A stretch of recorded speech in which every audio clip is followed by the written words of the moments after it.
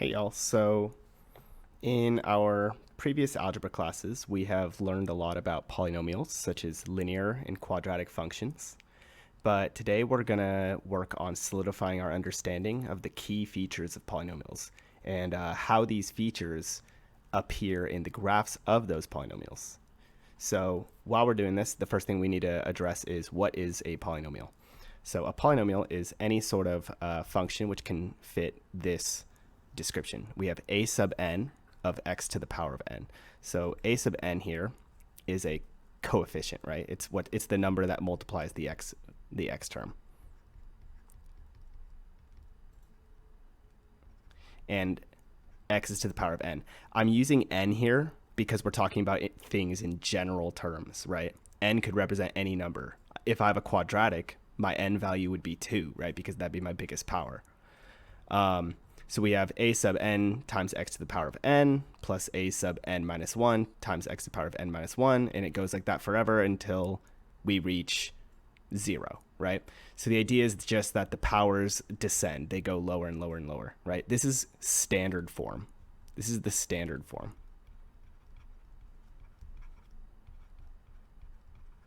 of a polynomial. So in standard form of a polynomial, we have all the terms, right? Each one of these little pieces here is a term. We've discussed that before. All adding at descending order until we get to the last one right here, a sub 0, which would be what we call the constant.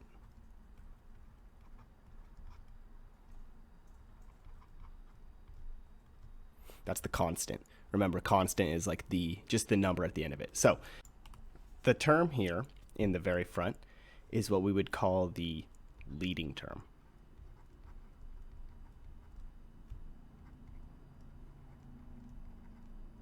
Right here. It's called the leading term because it has the highest power. Okay, so leading term has the highest power. What is that power? Well, in this case here, it's n, right? So the leading term,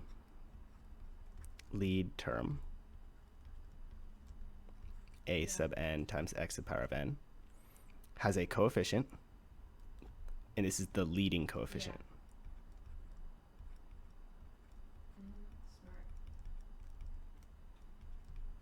And then this power on it is called the degree. That's a big one, degree. So the degree is significant because it impacts the overall shape of the graph, aka the pattern of growth in values. So what you can see here is I have three different polynomials, right? This one right here, the leading term is the 2x, right? So this 2x here is the leading term. The power on it is 1. This is what we called a linear growth. And as you guys can see from the graph down below, it has a constant growth rate. A lot of y'all were able to identify that in our previous homework on our Desmos assignment. If something is linear, it should be constant in its growth, right? This one right here, the leading term is degree 2. And so this is a quadratic because the degree is 2. Let me write that down below. Degree equals 2. Here the degree equals 1. You can tell that with a quadratic, the growth tends to go up on either side, right? See how on the right-hand side it's going up, on the left-hand side it's going up as well. And then in this guy right here, this one is degree 3. And this is something that we would call a cubic. We'd call that a cubic function. And you can see that with a cubic function, it's even if it is messing around in the middle here, on the left side, it's going constantly up. On the right side, it's going constantly down. So overall, the function was going downward, even though here in the middle, it maybe dabbled a little bit and going upward. Okay. The main point for us to focus on is the shape of these functions, though. Looking at the leading term of a polynomial, right here, this is the leading term, will give us insight to the overall shape of the function. In general, there are 4 overall shapes. So you could have the degree, right, the n value. The degree of the function could be even, or the degree of the function could be odd, right? It could be even like in our quadratic function, or it could be odd like in our cubic function. Additionally, the leading coefficient, this a sub n term, right, this coefficient in front, could be positive or negative. So what we would see is if the function is even and it has a leading coefficient that's positive, it should look like a right side up parabola, right? This is one general shape that we could see. So if I have something like, say, 2x squared plus ... this would be the general shape of that function. What you'll notice is that if I know the leading term, then I actually can know the overall shape without even knowing the rest of the terms. When I say that overall shape, I'm talking about how it's going up and to the right, up and to the left. Okay, check it out. What if it was negative though? What if instead of 2x squared, what if I had negative 3x to the fourth ... So my leading term is a negative coefficient with an even power. Then that would be an upside down parabola. So you can see the shape flips it because of the negative coefficient. Okay, well, what if it's odd? What if I have something like, for example, 4x to the power of 5 ... right? Well, I have a positive coefficient, an odd power. What's going to happen is this is going to look somewhat like it is increasing throughout the function. Notice how, because we read a function, when we read a graph, we read from left to right, okay? See how as I go from left to right, this function in general is going upward. It may dip down, but in the end it goes up. So what matters is that we're seeing that as I go to the right, the function is going up. As you go to the left, the function is going down, so it's upward. And finally, let's say the function was odd but negative, like for example, negative 3x to the third ... It's negative, but it's odd, so it should look like this guy, but upside down.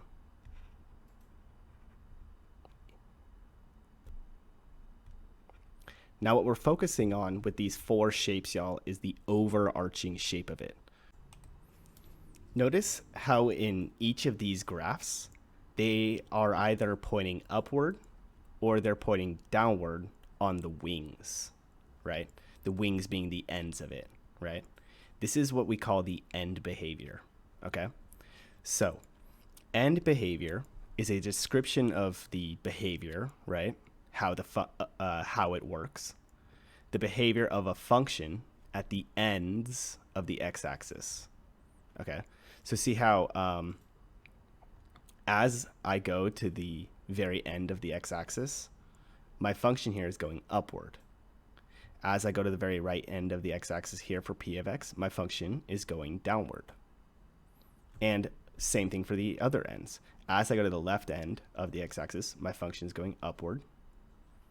As I go to the left end of the x-axis, my function is going upward. The way that we describe this, it looks like this. We use what we call in math a limit to describe it. So we say the limit, lim, as x goes to, what would x be going to if I go to the very left side of it? As I keep going to the left forever and ever and ever, my x value is going to go to negative infinity, right? Imagine if I just kept going to the left, my x value would go towards negative infinity. Well, as x goes to negative infinity, what does f of x do? What is f of x going to equal? You can see it's continuously growing, so it's going to equal infinity. Do you see what I'm saying? So the idea is that I describe the end behavior by talking in terms of how x is growing to infinity and then what f of x is doing. Let's try it with the other end. The limit as x goes to positive infinity, right? Because if I'm going to the right constantly, I would eventually be going towards infinity, right? What does this function do? It goes upward. So f of x equals infinity. So you can see I'm describing the end behavior by saying what f of x is doing as it goes along the x-axis. Let's try p of x here. What would be the limit as x goes to negative infinity? Ooh, that's not very nice. Let me redraw that. What would be the limit as x goes to negative infinity for p of x? Well, as I go to the left towards negative infinity, p of x is going upward, so I would say p of x equals infinity. What about the limit as x goes to positive infinity, to the right? What is p of x doing? You can see p of x is going downward as I go to the right. So I would say it's going towards negative infinity. So this is kind of this is how we describe the end behavior of a function. And it relates to the degree in the leading term because the end behavior is simply that overarching shape that we were talking about, right? Remember, this guy here, I don't know what this function is. However, I do know that it must have been even because it is pointing the same direction on either end. So it must be even. And it's going upward. So I know that it must be positive. Okay. What about p of x here? Well, I know that it's going different directions, right? Or it's constantly going downward, overarching. So that means that this guy is of an odd degree. Okay. And then it's going downward rather than upward. So I know that the coefficient should be negative.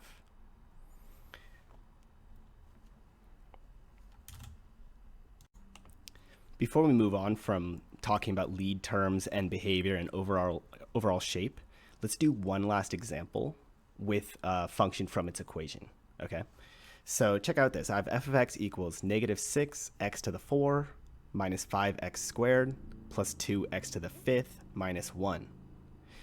Now, the first thing that we should try to notice here is that this function has not been written in standard form. Notice that my biggest power is not in front. I should probably rewrite this in order to do that. So let me rewrite it. I'm going to put 2x to the 5th in front and put everything else in descending order. So minus 6x to the 4 minus 5x squared minus 1. Now I'm in standard form, so I can work on this. So my leading term is this 2x to the 5th. Okay, so what do I know about this? I know that it is odd, right? See how the power 5 is odd, so I know that it's odd. And what else do I know? Its lead coefficient is positive. Okay, so from that, I can know that therefore, if it's odd and positive, it must be going in this general shape. If it's odd, the end behaviors should be going in opposite directions. So either one is going up and one's going down, or this one's going up and this one's going down.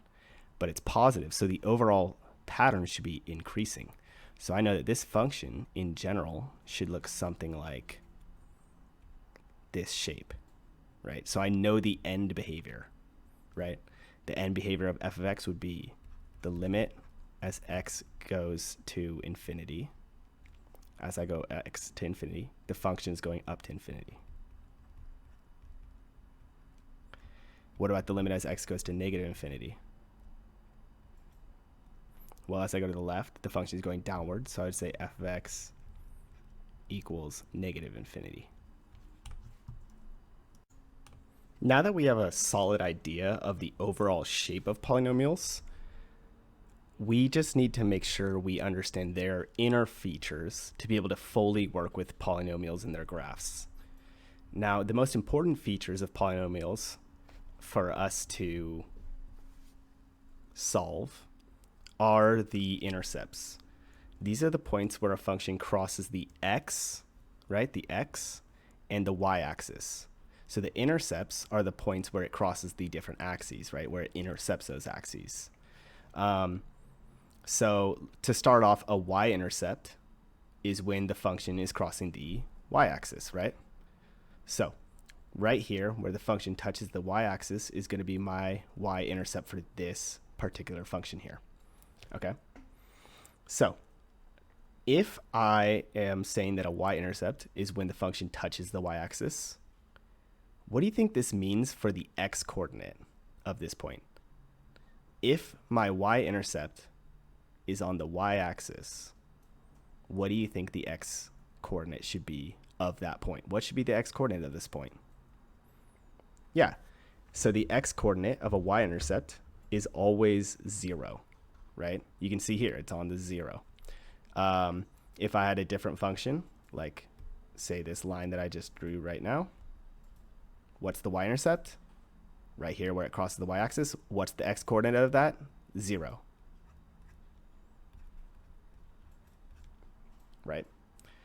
So what this means for us is that we can always solve for the y-intercept of a function by plugging 0 in for x, right? See how x equals 0 here? And then I just need to know what y equals at that point.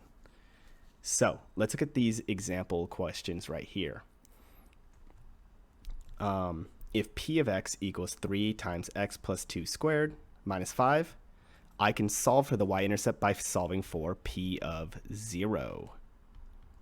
What would it look like when I plug 0 in for x? I have 3 times 0 plus 2 squared minus 5. 0 plus 2 is 2. 2 squared is 4, right? So I have 3 times 2 squared minus 5. 2 squared is 4, times 3 is 12.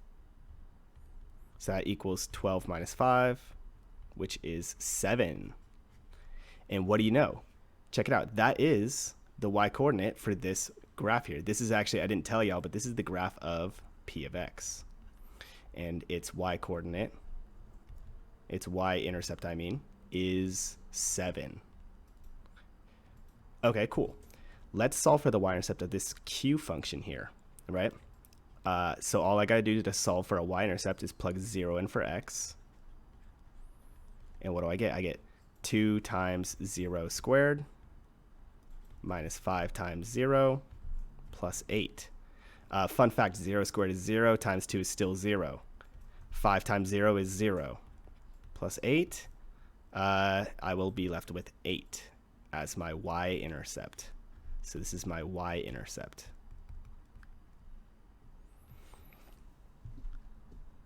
So you can see that solving for y-intercepts of any function is really as easy as just plugging 0 in for that x-coordinate.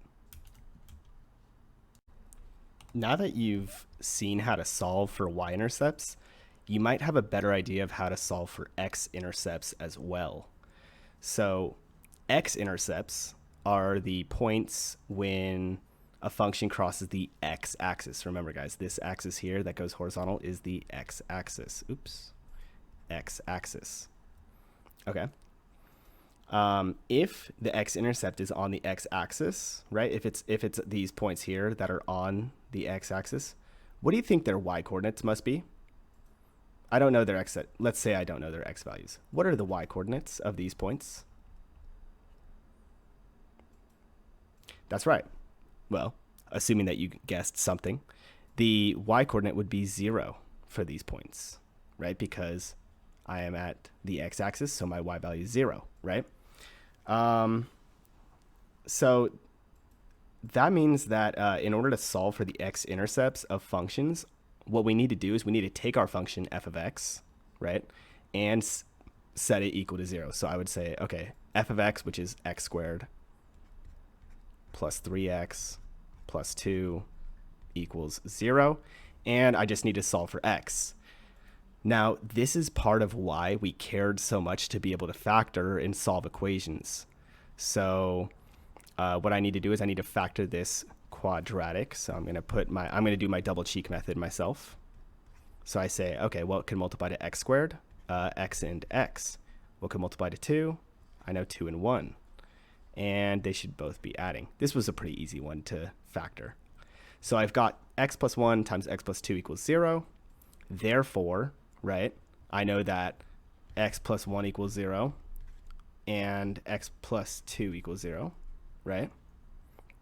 And so my x-intercepts must have been at -1 and -2. And what do you know? Right there, that is -1. Right there, that is -2. Let me erase my writing so you can see clearly. See? X-intercept at -1, x-intercept at -2. Crazy, isn't it? So, just to recap us, y'all, remember, how do we find a y-intercept? Well, we know it is on the y-axis when it is a y-intercept. So, x must equal 0, right? If I'm on the y-axis, right? If I'm here on the y-axis, x must equal 0. How do I find an x-intercept? Well, I am on the x-axis if it is an x-intercept, and therefore, my y-coordinate must be 0. As we saw in the last problem, and as we'll see in this one, when a polynomial has been factored, it is pretty easy to solve for its x-intercepts. So check out this polynomial here. I have p of x equals x times x minus 2 times x plus 1 squared times x minus 3. Because it's factored, right, it could be easy to solve for when it equals 0. Let's see how that looks. Let's say I want to find the x-intercepts of this function. If I want to find x-intercepts, what do I need to do? I need to set the function equal to 0. So I have x times x minus 2 times x plus 1 squared times x minus 3 all equal 0. Now remember, guys, last time when we were talking about factoring, we saw that if I have a bunch of factors multiplying each other to equal 0, then I can set each factor individually equal to 0. So let's break it up. X is its own factor. Do not forget that. If x is multiplying these guys, it is its own factor. So x equals 0. X minus 2 equals 0. X plus 1 equals 0. And x minus 3 equals 0. So I'm solving this right now. I'm solving this equation, which has already been factored for me. Nice. And let's see what we get. We get x equals, well, we already know x equals 0. Here I would add 2, so I know that x equals 2. I would subtract 1, so I know x equals -1. And I would add 3, so I know x equals 3. These are my x-intercepts, okay? So I really want to, because a lot of times students forget this, notice because x is a factor of itself, then x equals 0 is one of our intercepts. Cool. One other thing to notice is this factor of x plus 1. It's being squared, right? Notice that. X plus 1 is being squared. So how does that impact the graph of the function? Why would that matter, right? Well, if it's being squared, that means that this factor appears twice, right? Effectively, this guy being squared is the same thing as if I had written in the first place p of x equals x times x minus 2 times x plus 1 times x plus 1, right? Because it's being squared times x minus 3. So what that means is that this 0 of -1, which came from it, has what we would call a multiplicity of 2. So I would say that the x equals -1 has a multiplicity of 2. Now, what does that actually do in the end, right? Because we know that all these other zeros, the way that it works is that they determine where the function crosses the x-axis. See, because x equals 0, I have an intercept here at 0. Because x equals 2, I have an intercept here at 2. -1, intercept at -1. 3, intercept at 3. What I want y'all to do is look at this graph. Look at how it cuts through the x-axis at these different intercepts. Do you notice anything that's different between these different zeros? What I'm hoping you guys see is that this 0 right here doesn't actually cut through the x-axis. See how, boom, this guy cuts through. This guy cuts through. This guy cuts through, right? But this one, what it does is it's bouncing. It's bouncing off. So that is actually a direct result of this multiplicity 2 0. So in general, okay, in general, if I have an intercept with an even multiplicity, it's not just 2. It could have been 4. It could have been 6. It could have been 8. Anything that is an even multiplicity, then it's going to bounce off the x-axis. Okay? So the final thing for us to do is maybe put all of this together into one last equation where we sketch the graph. All right, so let's try to put everything that we just learned together and solve for the features of this function and try to use them to create the graph, right? So first of all, let's look at this guy's already been factored for us, hasn't it? Right? So what I'm going to do is I'm going to use that to know what the x-intercepts are. So I know right away my x-intercepts should be the zeros of it, right? The x-intercepts are the zeros. Well, when this would equal 0 would be when each of the individual factors equals 0, right? So I would have a 0 at x equals 0. I would have one at -1 here. And I would have one at 3. What about my y-intercept? My y-intercept would be what I get out when I plug 0 in 4x, right? So that would be, it would be 2 times 0 plus 1 is 1 squared. 0 minus 3 is -3, and 0. Well, 0 times anything equals 0, so I should have a y-intercept at 0, right? Let me plot those points then. I have a y-intercept here at 0, as well as the x-intercept at 0. I have an x-intercept at negative, here, let me label that, 0, 0. I have an x-intercept at -1, -1, 0. And I have an x-intercept at 3, 3, 0. Now, something to take note of, that x-intercept at -1 has a multiplicity of 2. So let's just write that down for ourselves. Mult 2, right? So then now what I need to do is I need to think about what would be the leading term of this polynomial. What would be the leading term? Now I could go through and multiply this all together to get the leading term, and that would work just fine. But really what I can do is I can do a little trick here, y'all. To recognize the leading term, I know that it's going to be the term with all of the x values, right? So I'm just going to multiply all the x values together because I don't need to worry about getting the other terms, do I? So for example, x would be squared. So I'd have the leading term would be 2 times x squared times another x times another x. That's going to be the leading term, right? So then how many x's do I have in total? I have 4. So I'd have 2x to the 4 is my leading term. Okay, so that is even,